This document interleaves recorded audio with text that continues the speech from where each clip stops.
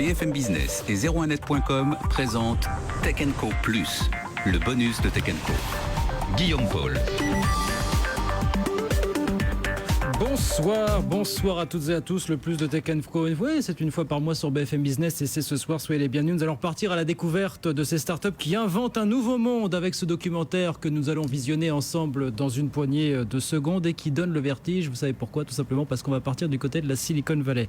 Et on va en dire un mot rapidement avec nos invités ici en plateau et nos confrères. Capucine Grabi qui est avec nous. Bonsoir Capucine, bienvenue. On va vous retrouver dans quelques instants. C'est la magie à proximité du siège de Google, là, pour le coup. Thomas Lestravel avec nous aussi. Bonsoir Thomas, réalisateur de ce documentaire. Et puis avec nous également, c'est Dominique Nora. Bonsoir Dominique Nora, rédacteur en chef adjointe économie au Nouvel Observateur. Et cet ouvrage dont on va parler dans un instant, Lettres à mes parents sur le monde de demain. C'est aux éditions Grasset. Capucine et Thomas, d'un mot, vous nous parlez des géants de la Silicon Valley dans ce documentaire qu'on va visionner. Mais vous nous parlez aussi du parcours qui va permettre à tel ou tel de devenir l'un de ces géants. Et on est toujours balancé entre l'idée que tout est possible et qu'en même temps, pardonnez-moi de le dire comme ça, on est peu de choses finalement dans cet univers. Voilà. Quelle conclusion vous faites de tout ça, vous, à l'arrivée? Ce qu'on peut dire, c'est que là-bas, le rebond est beaucoup plus facile. Et c'est vrai qu'il y a beaucoup de Français qui viennent tenter leur chance. Ils sont 60 000 là-bas à tenter leur chance tous les ans. Et si jamais ça ne fonctionne pas, comme on célèbre l'échec aux États-Unis, on rebondit. Et ils ont forcément une autre idée derrière. Et on a vraiment senti cette énergie, cette frénésie dans la Silicon Valley. Thomas, ouais, les gens sont très accessibles et c'est vrai que ça se sent. On verra dans le reportage, on rencontre un investisseur qui est le plus gros fonds de VC des États-Unis et du monde en fait. Et cette personne, vous verrez sur le reportage, il est très accessible. Il est en blouson North Face, à la cool. C'est ça. Il répond à nos questions et ça, c'est vrai que c'est. Il est surtout très serein. Très serein. Très serein. Il n'a peur de rien. Il met des tickets de 80 millions de dollars. Il est très serein. Et on voit des gens tout à fait sereins, dans l'euphorie permanente. Voilà, il n'y a pas de des illusions. On y croit toujours. Voilà, c'est ça. Mais même si on se plante, on peut rebondir. C'est ça qui est très important. Si C'est-à-dire qu'ils n'ont peur de rien, parce que de toute façon, c'est une économie qui va leur laisser une deuxième chance. Donc, il y a un côté ludique, on a l'impression qu'ils sont presque là pour jouer. Enfin, c'est vrai que ça paraît presque surréaliste par rapport aux gens qu'on peut rencontrer en Europe.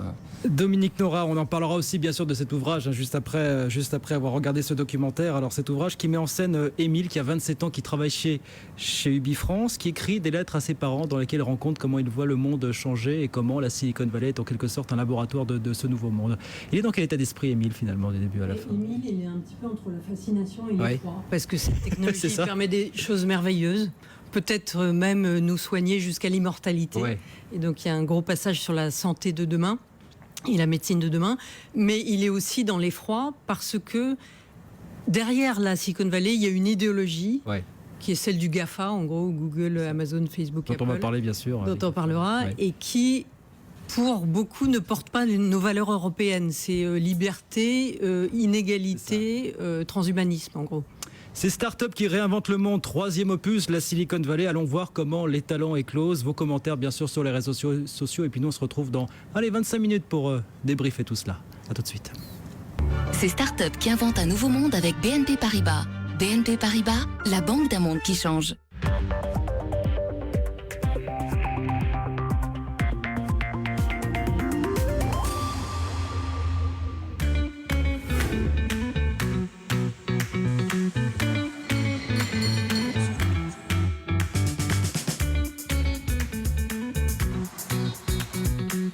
Bonjour à tous et bienvenue dans ce troisième numéro des startups qui inventent un nouveau monde. Regardez derrière moi, derrière ce champ, voilà le siège de Google, la super puissance du web. Nous avons choisi d'installer nos caméras ici, dans la Silicon Valley, le rêve américain. Tout le monde connaît les fameux GAFA, abréviation pour désigner Google, Apple, Facebook et Amazon. Et bien maintenant, il y a les licornes comme Uber, Snapchat ou Airbnb. C'est le nom utilisé pour qualifier les startups valorisées à plus d'1 milliard de dollars et on en recense un peu plus de 80 dans la Silicon Valley. Il faut dire que depuis 15 ans, elle n'a jamais été aussi euphorique. D'ailleurs, au premier trimestre 2015, près de 16 milliards de dollars ont été injectés dans ces milliers de startups qui incarne l'insolente réussite américaine dans le digital. Alors pourquoi ce petit bout de territoire est devenu le berceau des nouvelles technologies? Comment la Silicon Valley s'est transformée en paradis des entrepreneurs? Eh bien, certainement grâce à une savante alchimie entre capital, goût du risque et matière grise. Je vous propose donc de me suivre dans cet incroyable écosystème unique au monde. C'est parti!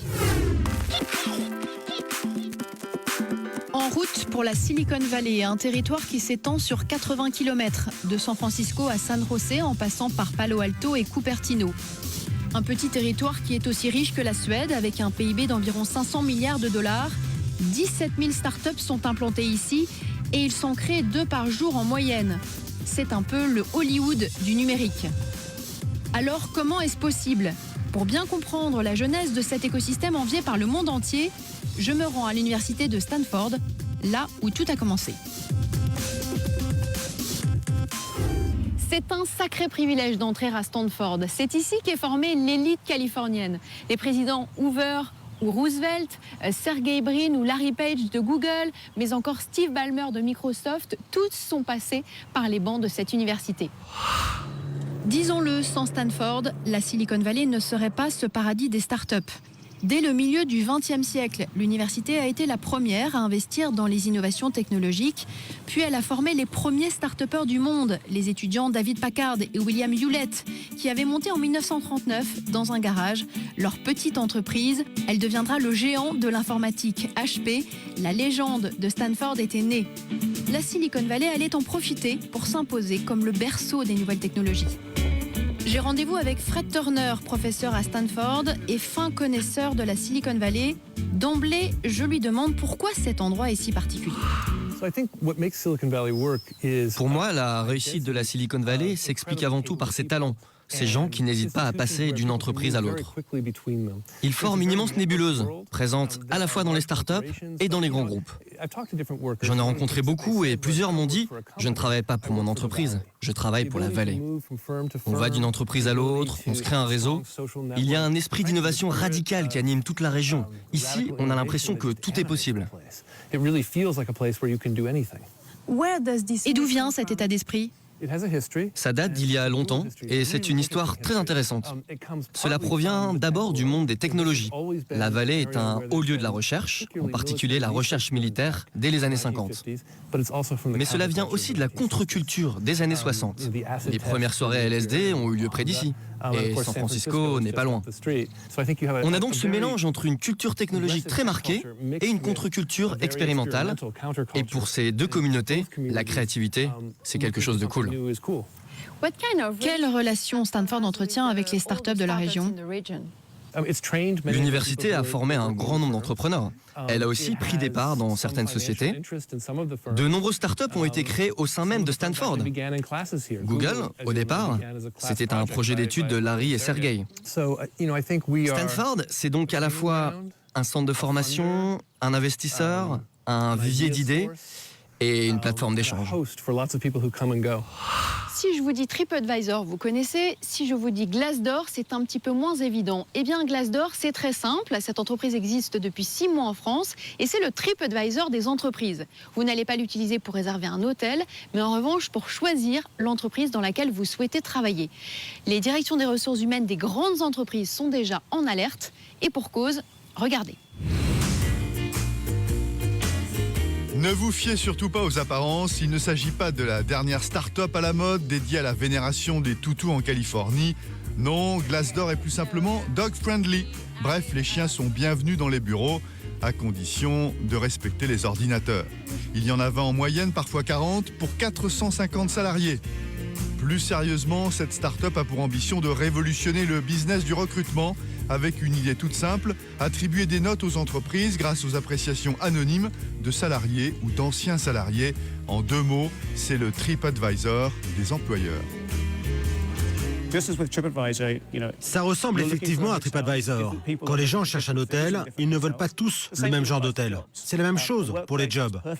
Un lieu de travail parfait pour quelqu'un ne le sera pas forcément pour son voisin. On renseigne les internautes pour qu'ils puissent choisir en connaissance de cause. Mais là où c'est différent, bien sûr, c'est que sélectionner un hôtel, c'est plutôt banal. C'est important, mais votre vie n'en dépend pas. Choisir un employeur, par contre, c'est une décision cruciale. On est donc très fiers de pouvoir fournir toutes ces informations à nos utilisateurs pour les aider à faire le bon choix. Alors, comment ça marche? Eh bien, sur le site web Glassdoor, il est possible d'évaluer sa propre entreprise à tous les niveaux. Grille des salaires, ambiance, horaire, culture de travail, évolution de carrière, compétences des dirigeants, etc. Au final, les entreprises sont classées des plus cool aux plus rigides et ceux qui cherchent un job peuvent repérer l'endroit où il fait bon travailler et mieux préparer leur entretien d'embauche. On est vraiment unique parce qu'en plus de publier les offres d'emploi des entreprises, on communique toutes les opinions des salariés sur ces entreprises. On donne tout ce dont vous avez besoin pour faire le meilleur choix pour votre carrière. On dresse un tableau complet et ça, personne d'autre ne le fait. Le site cartonne. En Californie, il est déjà entré dans les mœurs. Tout le monde consulte Glassdoor. Créée en 2008, cette start-up incarne la vitalité économique de la Silicon Valley. Déjà plus de 7 millions de commentaires sur 340 000 entreprises. En 7 ans, le nombre de salariés a bondi, passant de 10 à 450. Et ce n'est pas terminé, comme nous le confirme Samantha Zupan, qui est là depuis le début de l'aventure. Je dirais qu'on a embauché entre 30 et 40 personnes le mois dernier. En un mois seulement? Oui, en un mois. On se développe à une vitesse folle. La start-up distribue des bons points aux entreprises, alors elle se doit d'être elle-même exemplaire avec ses salariés qui sont ici traités, il faut le dire, comme des rois. Coin cuisine avec nourriture et boissons à volonté, salle de jeu XXL, des terrasses pour bronzer en travaillant, et même des kayaks pour une balade sur l'eau après la journée de travail. Et question congé, là encore, les salariés ne sont pas les plus malheureux. On a des vacances illimitées. Il n'y a pas de maximum au nombre de jours de congés. Mais ce sont des congés payés? Oui, c'est payé. On peut partir voyager pendant 3, 6 mois. On part du principe que vous savez quelle quantité de travail vous devez fournir et le temps que ça prendra. Et on vous fait confiance. C'est du management par objectif? Oui, c'est ça, exactement.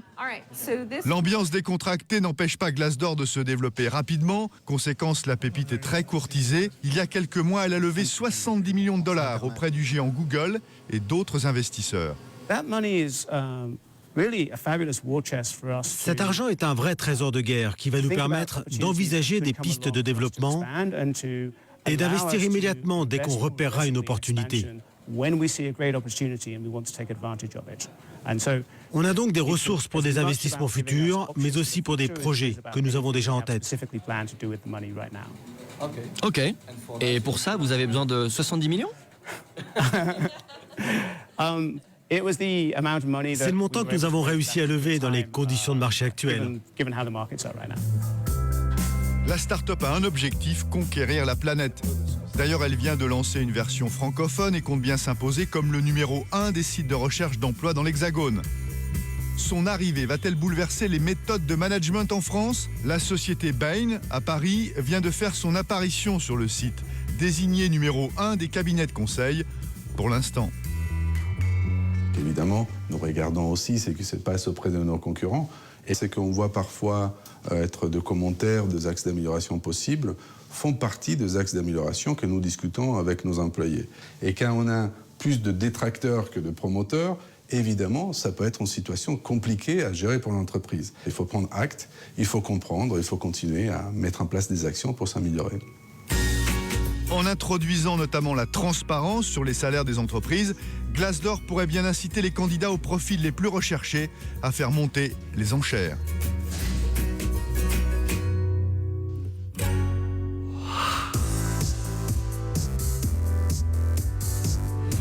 Je me trouve maintenant à 5 km de Stanford, à Menlo Park, devant la façade d'Andreessen Horowitz. C'est tout simplement le fonds de capital risque le plus prestigieux du monde. À son tableau de chasse, Twitter, Facebook, mais aussi Instagram ou encore Skype. Il faut savoir que la plupart des venture capitalistes, ces fonds qui parient à coups de millions sur les startups, sont installés ici, sur cette rue, Sandhill Road. Je me rends chez NEA Ventures, le plus gros fonds de capital risque de la Silicon Valley. Depuis sa création, il a investi plus de 17 milliards de dollars et a réussi de jolis coups. Groupon, Salesforce, Coursera, le leader mondial des MOOC, ou encore le site de stockage en ligne Box. Quel est le secret de sa réussite? Pour le savoir, je demande à Kitu Kolori, l'un des 10 managers de NEA, comment il s'y prend pour dénicher les startups les plus prometteuses. Pour identifier une entreprise dans laquelle on va investir, plusieurs facteurs entrent en jeu.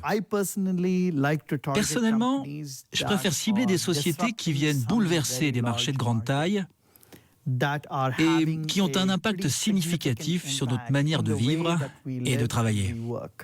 Les entreprises dans lesquelles vous prenez des parts ne sont pas forcément rentables, c'est bien ça? C'est ça. Donc votre job est très risqué. Tout à fait. Alors comment faites-vous pour survivre? Je pense que l'industrie du capital risque va prospérer encore pendant de nombreuses années. C'est le carburant de notre économie. Le capital risque, ce sont des investissements très risqués, mais qui peuvent rapporter gros. Quand on regarde les 37 ans d'histoire de notre fonds d'investissement, on peut dire que plus de 50% de notre portefeuille perd de l'argent. Et c'est notre métier qui veut ça. Notre métier est d'investir dans des entreprises sur la base de données imparfaites. Quand on regarde la capitalisation boursière des 500 plus grandes entreprises américaines, on peut dire que plus d'un tiers d'entre elles ont été financées à un moment ou à un autre de leur histoire par des fonds de capital risque. Alors la Silicon Valley, c'est naturellement une affaire de gros sous, mais pas seulement. C'est surtout une histoire d'hommes et de femmes qui viennent du monde entier. Ici, une start-up sur deux est créée par des étrangers.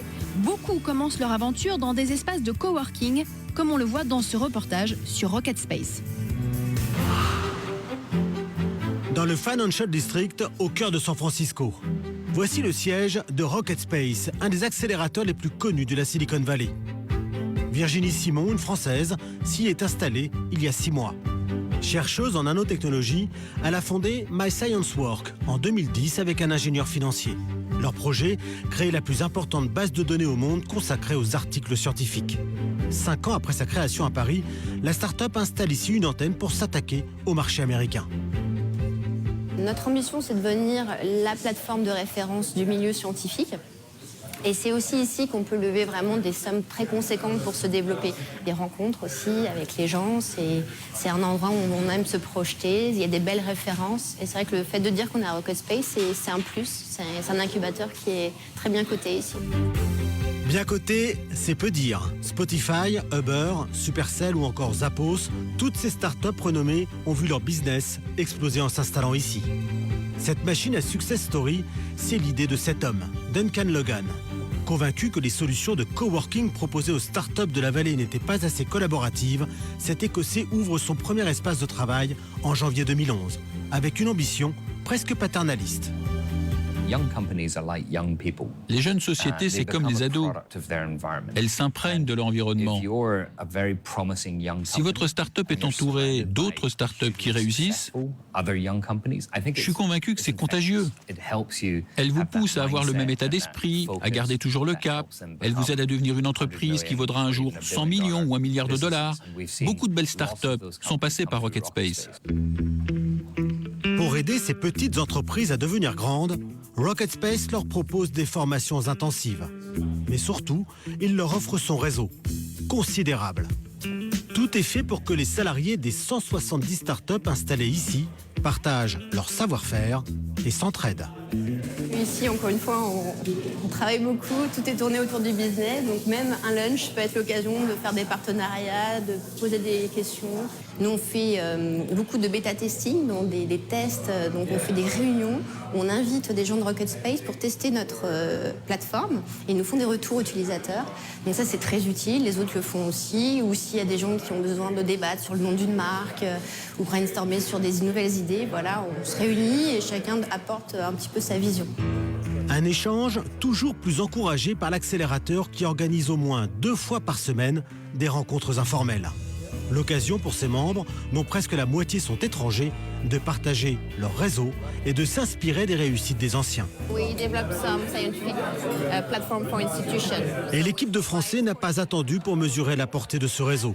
En à peine 6 mois, My Science Work a déjà signé des partenariats avec Stanford, Berkeley, Google et la NASA. Fort des succès qui ont forgé sa réputation, Rocket Space s'impose aujourd'hui comme l'un des accélérateurs les plus convoités de toute la baie de San Francisco. On reçoit constamment des candidatures sur notre site web. Je dirais 15 à 25 candidatures chaque semaine. Et on sélectionne en se basant sur la qualité de l'entreprise. Un bon moyen de le faire, c'est de regarder la qualité de ces investisseurs. Si ce sont des investisseurs réputés, on sait qu'ils ont été plus rigoureux que nous dans leur analyse. Duncan Legan prend donc un minimum de risques. Ici, ne sont acceptés que les startups qui ont déjà fait leurs preuves. C'est aussi ce qui fait la force du réseau Rocket Space. Alistair a fondé Digital Shadows, une start-up dans le domaine de la cybersécurité, il y a 4 ans. Il est arrivé cette année après avoir levé plus de 8 millions de dollars à Londres. Ce ne sont donc pas des ressources financières supplémentaires qu'il est venu chercher, mais bien un carnet d'adresses. C'est difficile quand on arrive dans une nouvelle ville, on ne sait pas comment les choses fonctionnent, on n'a personne pour nous orienter. Ce qui est important pour nous, c'est pas seulement d'avoir un bureau, c'est de faire partie d'une communauté comme Rocket Space qui nous aide à accélérer notre développement.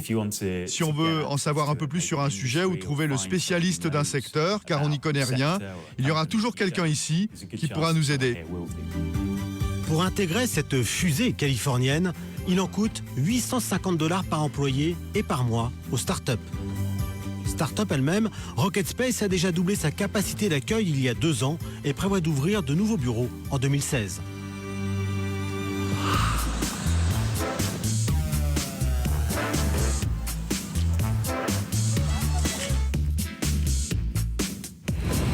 De le voir, la Silicon Valley est un formidable lieu de brassage où atterrissent de jeunes entrepreneurs du monde entier. Et sur ce point, les Français ne sont pas en reste, ils sont 60 000 ici dans la Silicon Valley. C'est tout simplement la première communauté européenne avant les Anglais, avant les Allemands. Alors pour décrypter ce phénomène, je vous propose de prendre tout de suite la direction de l'atelier. L'atelier, c'est une cellule de veille technologique, un endroit stratégique pour observer à la loupe toutes ces startups qui changent le monde. J'ai rendez-vous avec la directrice du bureau de San Francisco, Nathalie Doré. Elle nous explique ce que la French Tech vient chercher ici. La Silicon Valley fait toujours rêver. Ici, on appelle la grande échelle, c'est big scale, c'est dream big. Voilà, ce sont des projets qui sont forcément plus gros, sont des levées de fonds qui sont forcément plus grosses, des opportunités qui sont pléthores dans la région. Donc voilà, je pense qu'en tant que Français, on a ce rêve un peu américain de venir réussir dans la Silicon Valley. Après, le revers de la médaille, c'est que le coût de la vie est très cher ici. Donc voilà, si on ne réussit pas tout de suite, il faut pouvoir quand même tenir dans la Silicon Valley un petit peu. Et ce n'est pas toujours facile. Est-ce que vous diriez qu'il existe une solidarité ou même une communauté, un esprit entre les Français, justement, ici à San Francisco? Oui. Ouais, il y a vraiment une communauté très forte, alors qui est en plus accélérée par les institutions comme la Chambre de commerce, comme le consulat, comme French Tech Hub, avec qui on partage nos locaux, qui aident les startups françaises à s'implanter. Donc il y a vraiment un esprit de communauté et les gens s'entraident. Alors les Français, c'est la première communauté européenne. Est-ce qu'on peut dire qu'on se les arrache à prix d'or ? Ça dépend des profils. C'est vrai que si on regarde les ingénieurs développeurs, il y a une pénurie dans la région. En plus, il y a des très bonnes écoles d'ingénieurs en France. Donc c'est vrai que les profils ingénieurs français sont très recherchés ici. Quel est l'état d'esprit des chefs d'entreprise qui viennent vous voir ou que vous rencontrez au quotidien? Est-ce qu'ils sont animés de qualités particulières? Est-ce qu'il n'y a pas une toute petite dose d'arrogance chez eux? On fait référence en fait au Gold Rush, à la ruée vers l'or, puisqu'en fait les gens sont venus à San Francisco pour chercher de l'or, et ça a façonné un tempérament d'hommes et de femmes courageux, entrepreneurs, avec le goût du risque. Et ces qualités, on les retrouve en effet dans les entrepreneurs d'aujourd'hui. Après, quand on parle des entrepreneurs américains, ils ont vraiment une qualité de pitch, de communication orale qui peut passer pour de l'arrogance, mais je pense que c'est plus une différence culturelle. Pour illustrer cette forte présence française en Californie, découvrons Sidecall, un nom qui ne sonne pas très français, mais le fondateur, Thomas Cotreau, est bien né à Lille.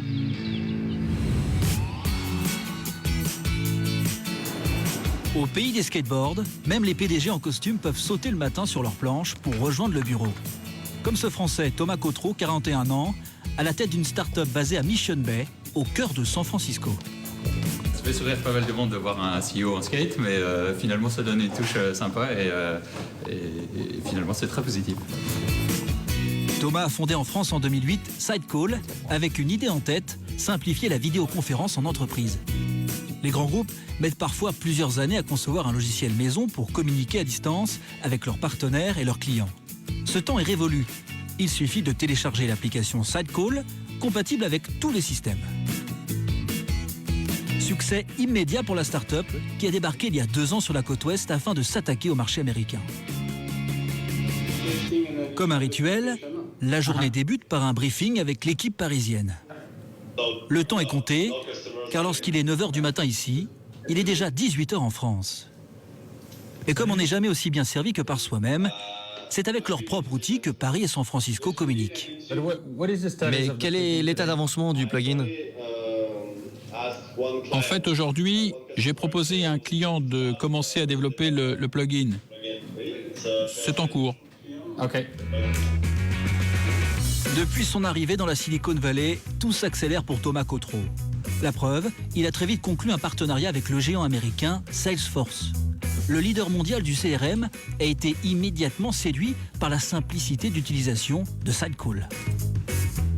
Quand j'étais allé faire une de mes premières présentations chez Salesforce de notre solution, il y a une personne de la partie Service Cloud, donc qui est tout ce qui est Customer Service, qui lui a dit « Attendez, ça c'est mon sujet. Si ce que vous me dites est vrai, ça va faire un carton. Est-ce que je peux essayer ?» Le lendemain, il dit « Regardez, hop, j'ai fait ce scénario, etc. etc. Est-ce que je peux le présenter à Dreamforce, qui est le grand show de Salesforce, dans 2 semaines ?» Oui, évidemment. Et donc, ça va à une vitesse complètement folle. Et là, c'était présenté, c'était lancé, etc. etc. Croissance à tous les étages, la start-up qui emploie désormais 30 personnes a déjà levé 5 millions de dollars pour financer son développement. Les programmeurs mettent au point sans cesse de nouvelles fonctionnalités. La dernière en date, le constat d'assurance fonctionnant avec la caméra du smartphone. Ringardisé, le constat à l'amiable griffonné sur le capot. Démonstration, grandeur nature. Allô ? Oui, bonjour, bienvenue sur My Insurance.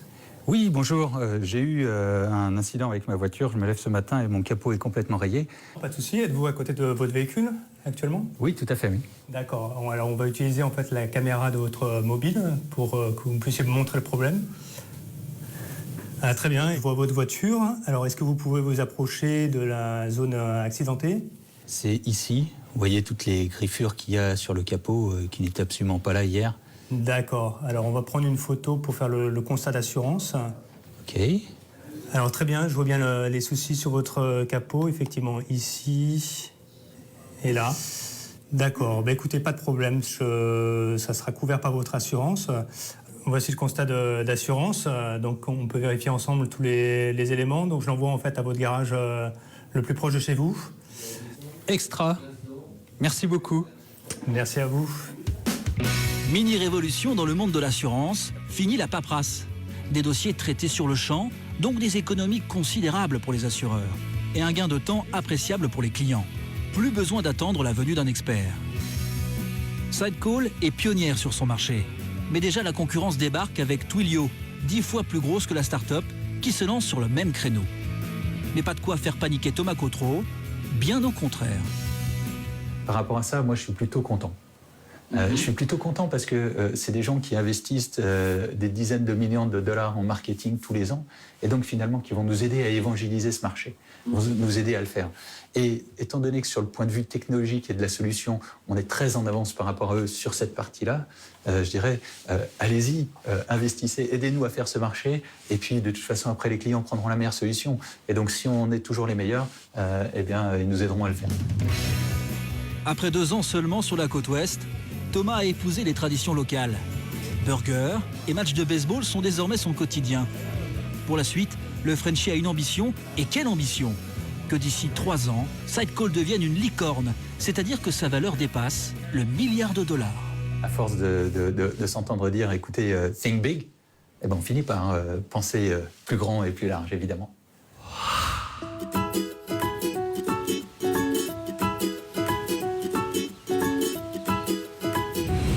fin de cette émission. J'espère que vous avez pris autant de plaisir à la regarder que nous à la préparer. On se quitte sur ce magnifique coucher de soleil sur la baie de San Francisco et le Golden Gate. Et moi, je vous donne rendez-vous le mois prochain à Shanghai pour un magazine consacré aux startups en Chine.